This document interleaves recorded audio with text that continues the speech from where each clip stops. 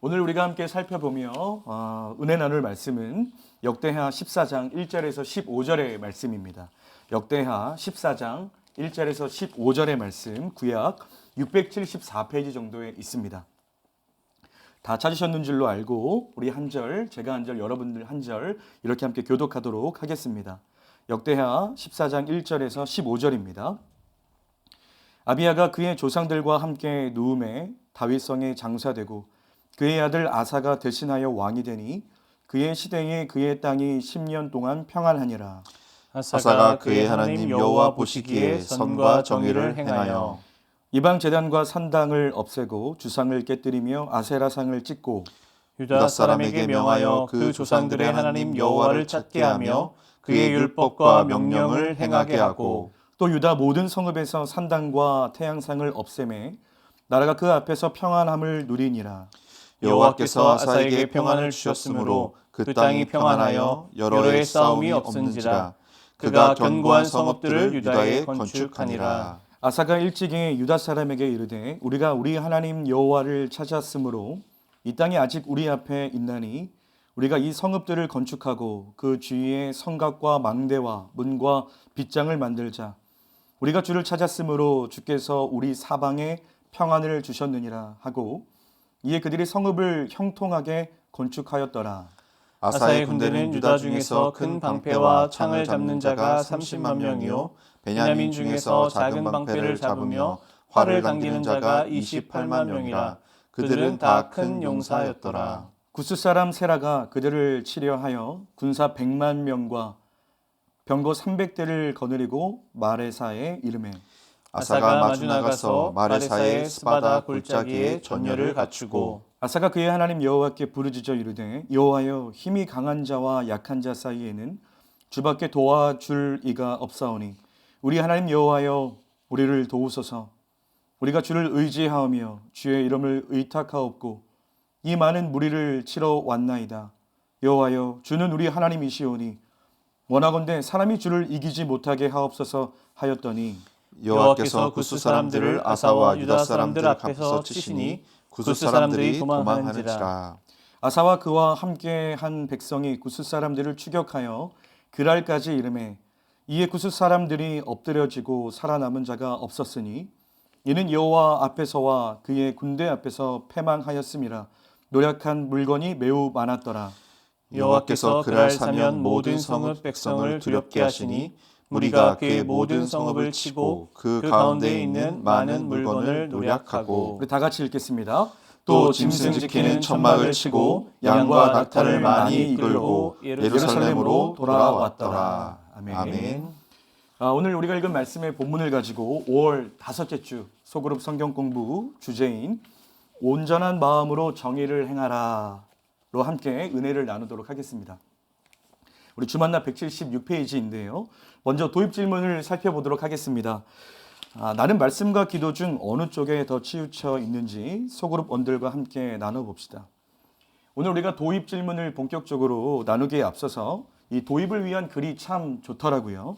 우리 도입을 위한 글이 그렇게 길지 않기 때문에 우리 한번 읽고 진행하면 좋겠습니다. 우리 이 글을 목소리가 참 좋으신 우리 장성진 목사님께서 읽어주시겠습니다. 네, 제가 읽도록 하겠습니다. 기도와 하나님의 말씀은 따로 구분할 수 없기 때문에 골방에서 경건의 시간을 가질 때는 늘 어느 쪽도 빠뜨리면 안 됩니다. 하나님은 말씀을 통해서 내게 말씀하시고 나는 기도를 통해서 하나님과 대화합니다. 진정한 사귐을 갖기 위해서는 하나님과 내가 반드시 함께 참여해야 합니다. 하나님의 말씀을 의지하지 않은 채 기도만 하면 그저 내 말과 생각을 늘어놓기 십상입니다. 말씀에서 하나님의 생각을 파악하고 그분께 그것을 내어놓으면 실제로 기도의 능력이 실리게 됩니다. 덕분에 하나님의 말씀을 따라서 기도할 수 있습니다. 진정한 기도라면 하나님의 말씀과 따로 구분될 수 없습니다. 네, 참 좋은 글입니다. 그렇다면 이제 이 글의 도입 질문, 말씀과 기도 중 어느 쪽에 더 치우쳐 있는지 우리 장성진 목사님 나눠주시겠습니다. 네, 신앙생활에 있어서 무엇보다 중요한 것이 이 말씀과 기도의 균형을 잡는 것입니다. 우리 총신대학교에서 신약학을 가르치셨던 유상섭 교수님이 이 부분을 참 강조하시는데요. 사탄은 이 두 가지의 균형을 깨뜨리려고 부단히 애쓴다 합니다. 말씀만 읽게 하거나 아니면 기도만 하게 하는 그 불균형의 신앙 말이죠. 무엇이 문제인가 하면 말씀만 많이 읽으면 말씀의 칼이 너무 날카로워져서 다른 성도들의 신앙을 판단하고 또 정죄하기가 쉬워집니다. 반대로 기도만 하게 되면 자신의 기도 중에 경험이나 체험이 하나님의 이 계시의 말씀보다 앞서게 되는 위험성이 있습니다. 이 말씀과 기도의 균형성이 참 중요하다는 부분 저도 깊이 공감합니다. 말씀만을 너무 많이 읽으면 율법주의에 빠질 수 있고 또 기도만을 너무 열심히 하면 신비주의에 빠질 수 있는 위험이 있다는 것을 기억하며 주의해야겠습니다. 네, 여기 계신 우리 목사님들은 제가 쭉 보니까 말씀과 기도에 참 균형을 갖추고 사역하시는 모습을 보게 됩니다. 맞죠? 네. 여러분, 성령님은 어떠한 분이십니까? 이 성령님은 말씀과 함께 말씀을 통해 역사하시는 분이십니다.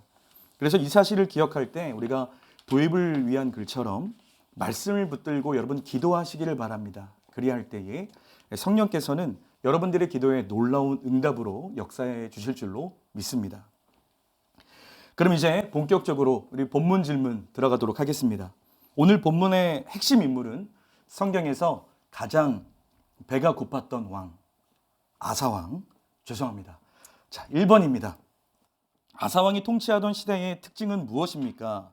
참된 평화는 누구에게서 옵니까? 우리 김동희 목사님, 우리 1절 읽고 답해 주시길 바랍니다. 네, 1절을 읽겠습니다.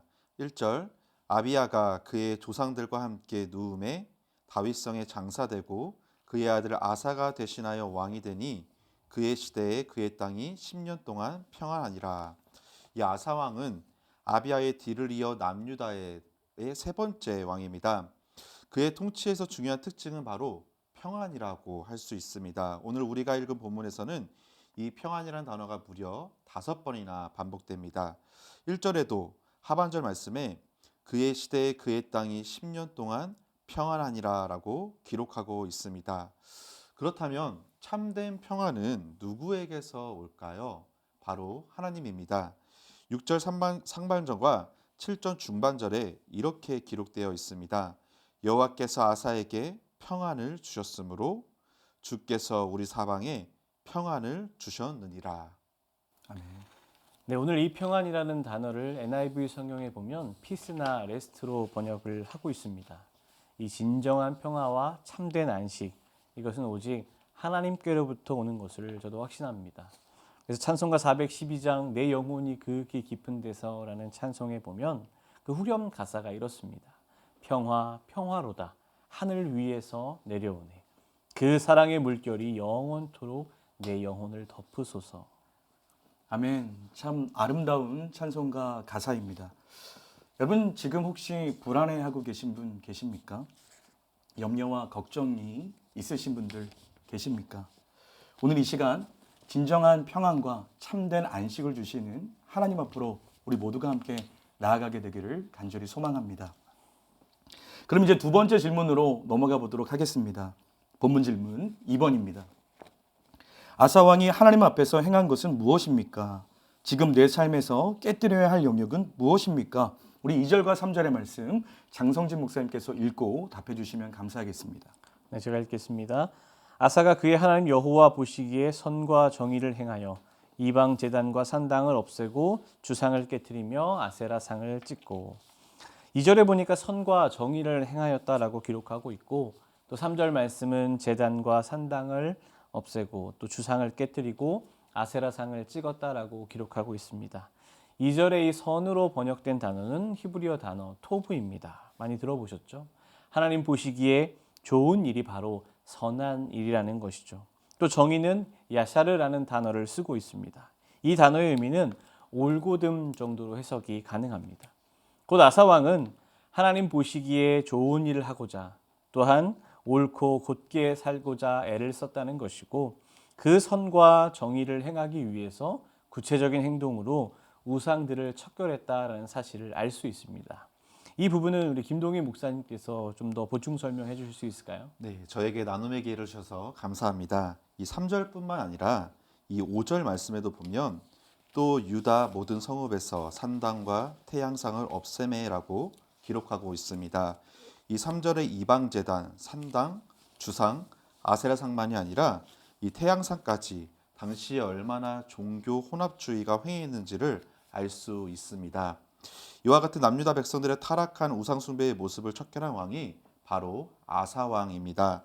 이 아사 왕은 10계명의 제1계명 나 외에는 다른 신들을 섬기지 말라는 지엄하신 하나님의 명령을 온전하게 순종했습니다. 네, 하나님 보시기에 좋은 것 그리고 옳고 곧게 행하는 것 그런 삶을 살아갈 때에 우리 삶 속에 교묘하게 찾아온 우상을 척결할 수 있다라는 것, 그 말씀 참 감사합니다. 그런 이유에 우리가 하나님을 온전히 그분만을 따르며 섬기며 살아갈 수 있음에 참 감사합니다. 두 번째 질문인데요. 우리 안에 깨뜨려야 할 영역, 아마도 대부분의 성도님들이 어떤 물질의 부분이나 또 자녀의 부분, 아니면 지나친 건강에 대한 염려, 아니면 하나님보다 사람을 의지하는 모습 등이 있으실 것입니다. 오늘 이 시간 우리가 하나님 앞에 솔직히 우리 자신을 좀 들여다보는 시간을 가졌으면 좋겠습니다.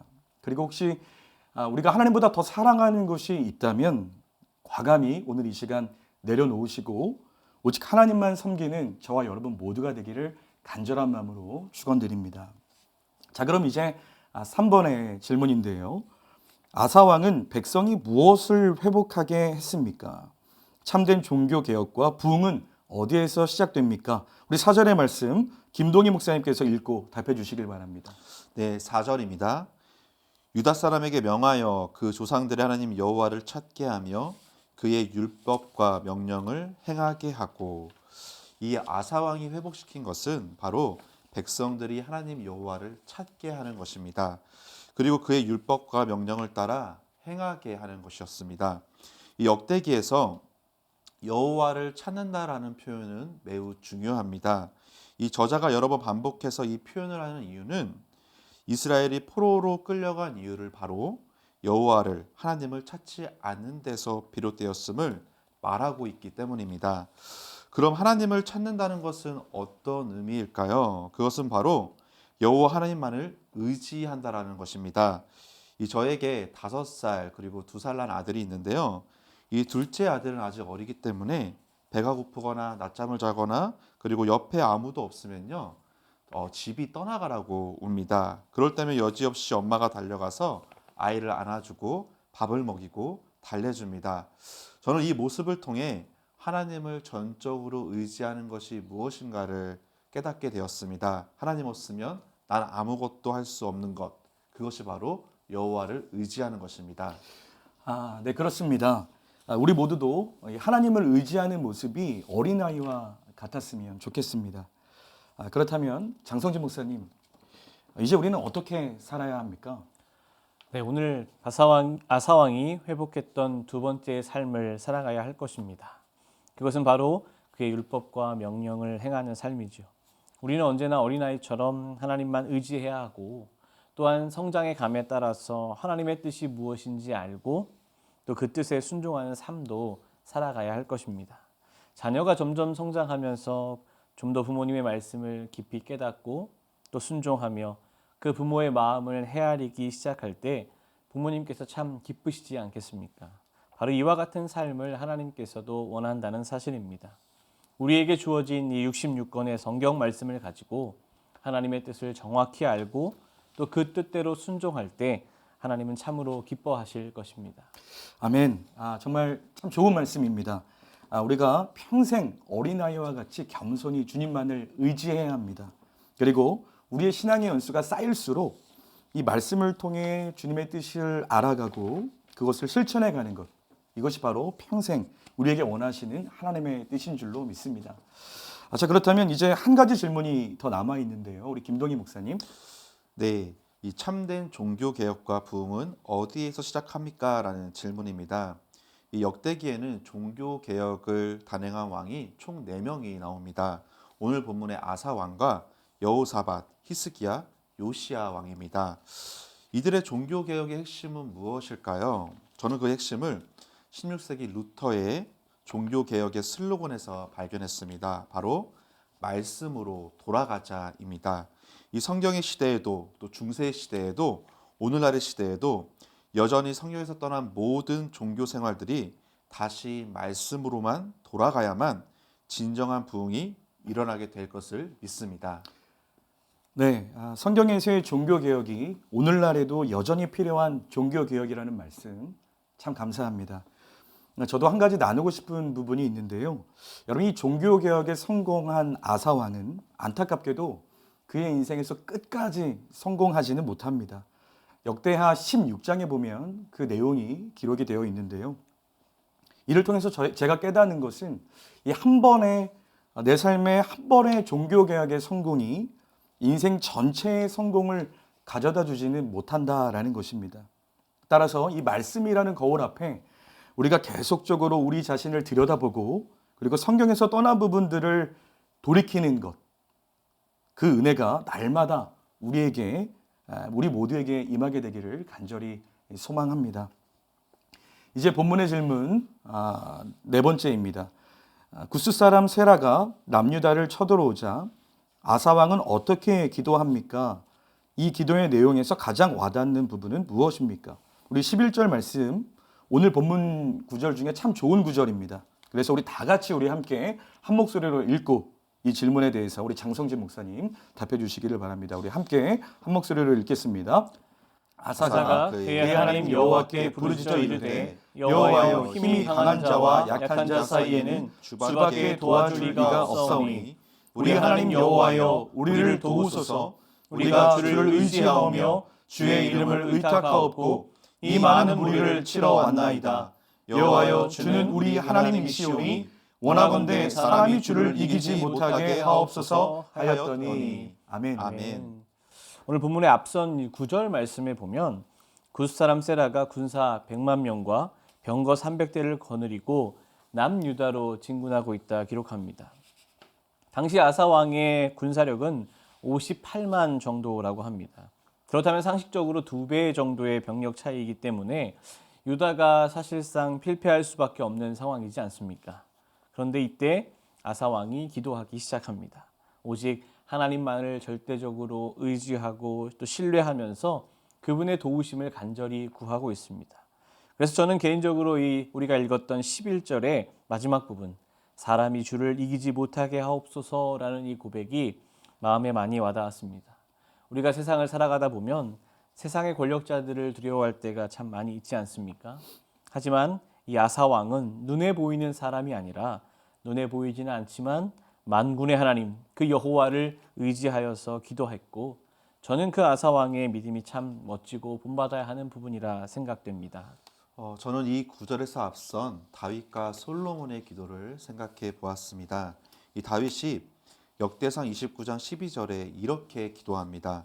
주는 만물의 주제가 되사 손에 권세와 능력이 있사오니 모든 사람을 크게 하심과 강하게 하심이 주의 손에 있나이다. 아멘. 오직 이 세상의 모든 권세와 능력이 주님 손에 있음을 다윗은 잘 알고 있었던 것입니다. 그리고 솔로몬은 또 이렇게 기도합니다. 역대하 6장 34절과 35절입니다. 주의 백성이 그 적국과 더불어 싸우고자 하여 주께서 보내신 길로 나아갈 때 그들이 주께서 택하신 이 성과 내가 주의 이름을 위하여 건축한 성전 있는 쪽을 향하여 주께 기도하거든 주는 하늘에서 그들의 기도와 간구를 들으시고 그들의 일을 돌보시옵소서. 아멘. 이스라엘 백성들이 적국과 싸우게 될 때 주님께 기도한다면 그 기도와 간구에 응답해달라는 솔로몬의 기도입니다. 저는 이 기도를 아사 왕도 그대로 따라하고 있음을 주목하고 본받고 싶습니다. 어떠한 위기와 위험 속에서도 아사 왕은 말씀의 기록을 붙들고 모든 권세와 능력을 가지신 주님께 간절히 간구하며 부르짖기 시작하였습니다. 바로 이때 모든 문제를 해결하시는 주님께서 그 아사왕을 승리케 하셨고 저와 여러분 모두도 이 아사왕과 같은 신앙이 있으시기를 소원합니다. 아멘. 네, 귀한 말씀 참 감사합니다.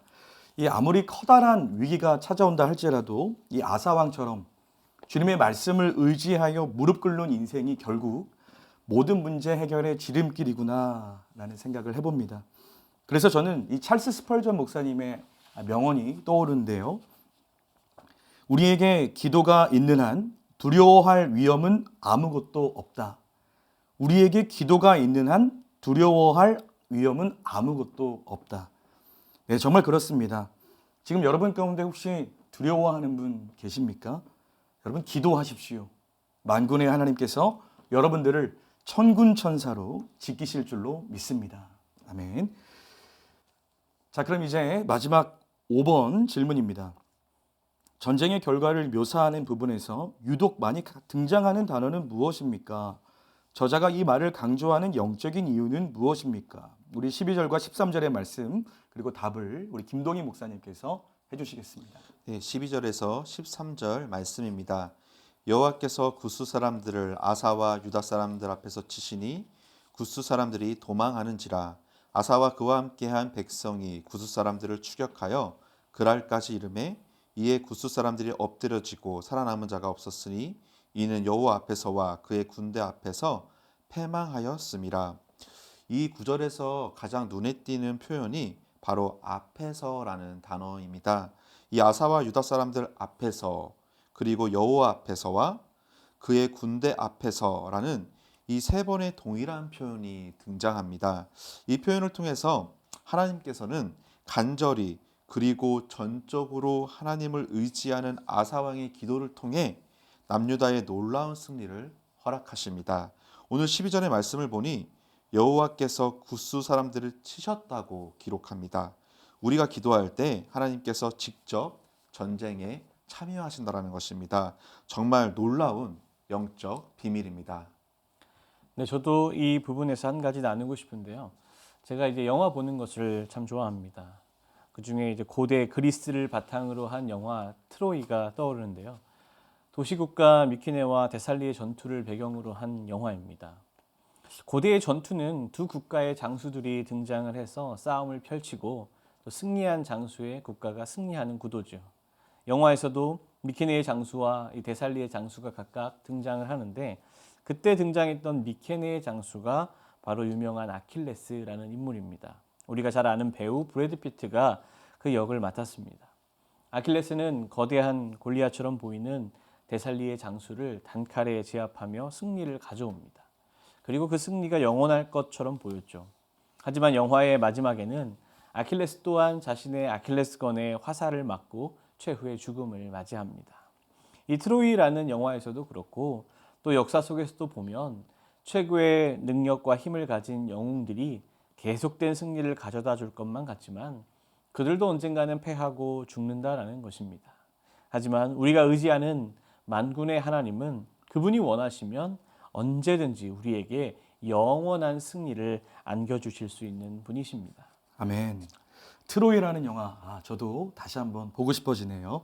감사합니다. 여러분, 우리가 언제 제일 강할 수 있습니까? 돈이 많을 때입니까? 아니면 건강할 때입니까? 여러분, 둘 다 아닙니다. 우리가 제일 강할 때는 바로 무릎 꿇을 때입니다. 우리가 무릎을 꿇어 기도하기 시작할 때에 하늘과 땅의 모든 권세를 가지신 주님께서 대신 우리의 모든 문제를 앞서 나가 싸워 주실 줄로 믿습니다.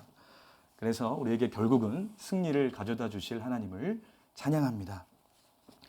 자, 이제 적용 질문입니다. 우리 1번을 김동희 목사님께서 읽고 답해 주시면 감사하겠습니다. 네, 적용 질문 1번입니다. 내 삶과 가정의 종교 개혁을 위해 지금 당장 없애버려야 할 것과 세워야 할 것을 한 가지씩을 묵상해 봅시다. 아까도 우리가 나누었지만 우리가 없애야 할 가장 중요한 것은 바로 하나님보다 더 사랑하는 그리고 의지하는 그 무엇입니다. 각자가 모두 다를 것입니다. 이 부분을 확인하기 위한 한 가지 질문이 있습니다. 만약 하나님께서 지금 나에게 그것을 요구하실 때 내가 내어드릴 수 있는가? 이 대답에 노우라고 대답하는 영역이 있다면 바로 그것이 우상이 되는 것입니다. 그렇게 이 부분을 과감히 내려놓아야만 우리가 하나님 앞에 온전하게 살아갈 수 있는 것입니다. 우리가 세워야 할 것이 있다면 그것은 바로 말씀입니다. 개인과 가정이 늘 말씀 앞에 서는 훈련을 해야 합니다. 특별히 올해에는 포알 바이블 챌린지를 통해 그리고 무엇보다 가정 예배를 통해 말씀으로 삶을 세우는 우리 모든 오륜의 성도님들이 되시기를 소망합니다. 네, 목사님 말씀 참 감사합니다. 저는 개인적으로 제가 당장 없애버려야 될 것이 무엇인가 생각을 해보니까 제 안에 여전히 교만함이 있더라고요. 다른 사람들을 보며 판단하는 제 안에 있는 교만함 당장 없애버리도록 하겠습니다. 자, 이제 마지막 적용 질문 2번입니다. 우리 장성진 목사님 답해 주시면 감사하겠습니다. 네, 적용 질문 2번입니다. 하나님이 내 눈을 통해 똑똑히 보게 하신 기도의 결과가 있다면 함께 나누어 봅시다. 저는 지금 제가 이렇게 목회자가 된 것이 기도의 결과라고 생각합니다. 저는 청소년 시절에 인생의 비전에 대해 고민하고 또 하나님께서 허락하시고 보여주실 그 참된 비전에 대해서 기도했었습니다. 그리고 그 응답으로 하나님께서 주의 종으로 부르심에 대한 비전을 똑똑히 보여주셨고 또 그때부터 계속 기도하면서 준비할 수 있었습니다. 그래서 20대에는 신학을 공부하고 또 교육전도사로 사역을 감당했었고 강도사를 거쳐 30대에 목사 안수를 받을 수 있었습니다. 그리고 지금의 오륜교회에서 우리 교구 목사로서 사역할 수 있기까지 하나님께서 저를 가장 선한 길로 인도하셨다라는 것을 확신합니다. 아멘. 목회자로서의 소명, 기도의 결과로 받으셨다라는 진솔한 나눔 감사드립니다. 우리 인생에서 중요한 문제를 만났을 때에 어떤 우리의 판단이나 다른 사람들의 의견을 듣기보다는 오직 기도로 하나님 앞에 나아가게 되기를 소망합니다. 그러면 우리 인생을 책임져 주시는 주님께서 우리와 평생 동행해 주실 줄로 믿습니다. 아멘. 오늘 여러분 우리에게 주신 말씀, 여러분 은혜 받으신 내용들이 있으실 텐데요.